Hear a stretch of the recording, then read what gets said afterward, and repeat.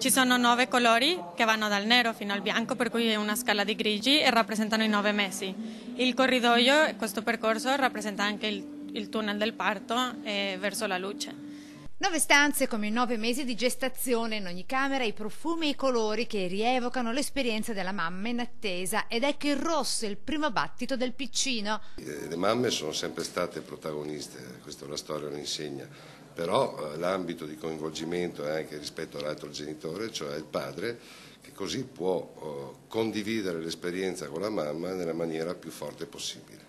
Oggi al Civile di Venezia il taglio del nastro per Mitosi, programma e laboratorio con corsi pratici e teorici gratuiti e rivolto a tutte le future mamme di tutte le ULSS della nostra regione. Rivolto quindi a tutte le donne nel primo trimestre di gravidanza della Regione del Veneto. Partiremo con piccoli numeri perché oggi inauguriamo, ma prepareremo man mano l'affluenza delle persone e stimiamo che possano venire circa 1500 persone all'anno nel primo anno di attività.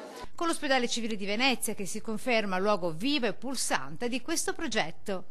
E abbiamo voluto utilizzare questa vecchia area della pediatria proprio per dare la possibilità alle mamme di vivere questo percorso nascita in maniera esperienziale e per capire un po' come si sviluppa lo stesso percorso.